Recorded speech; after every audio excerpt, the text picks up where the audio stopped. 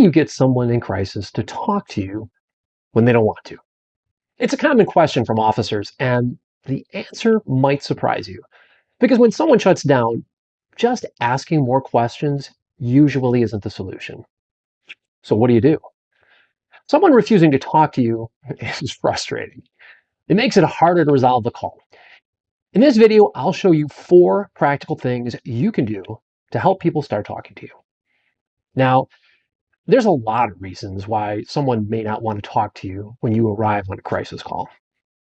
Bad experiences, they don't trust the police, they think you've already made up your mind or you'll judge them, they're concerned you'll take someone else's side, or that you'll make them do something they don't want to do. Whatever the reason, if they don't feel safe talking to you, they're probably not going to. And that's where a lot of us get stuck. When someone shuts down, our instinct is to push hard for answers. The problem is that pressure often confirms their concerns about us. And the harder we push, the less likely they are to open up. So let's talk about 4 practical things you can do to help people start talking to you. The first one is don't assume. The information you get from dispatch, family members, and witnesses all matters. Just remember that all of that information comes through someone else's perspective, not the perspective of the person you're talking to.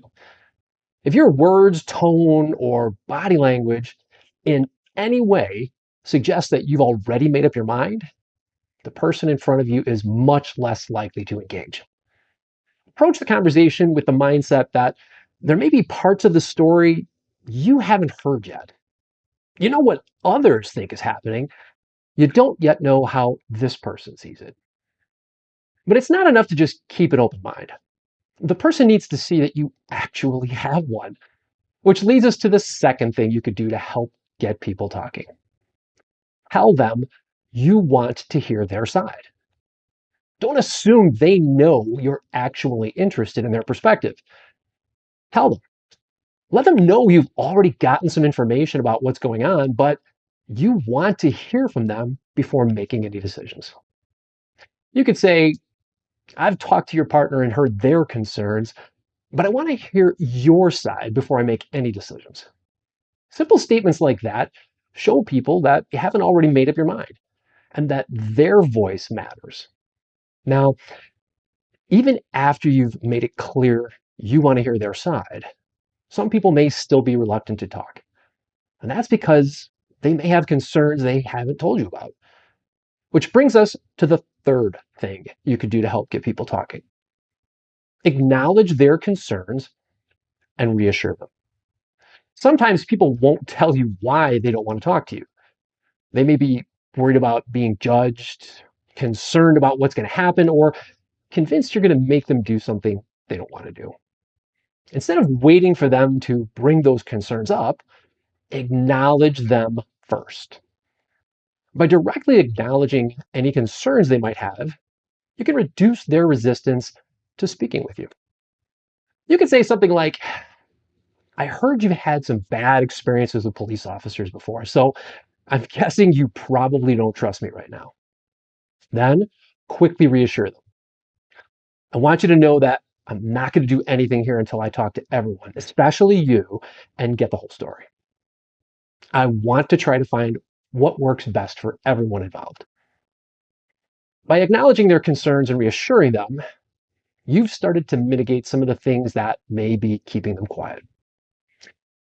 That leads us to the fourth thing you can do to help get people talking. Get curious about their experience.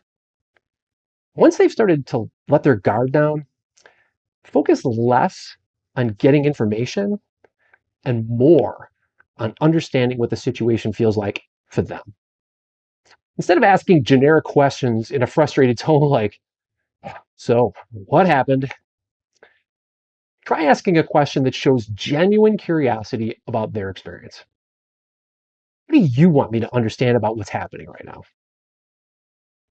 Questions like that do 2 important things. They show the person you're interested in understanding their perspective, not just collecting information. And they give the person something safer to talk about. Instead of asking them to defend their actions or explain every detail of what happened, you're inviting them to share what this situation has been like for them. And when people feel like you're genuinely trying to understand their experience, they're much more likely to keep talking. So let's go back to the question that we started this video with. How do you get someone in crisis to start talking to you when they don't want to? And the answer is you don't, at least not directly. You don't get people to start talking by asking more questions, explaining why you need information, or just pushing harder for answers. You do it by addressing the reasons they don't want to talk in the first place. Don't assume. Tell them you want to hear their side. Acknowledge their concerns and reassure them. And get curious about their experience.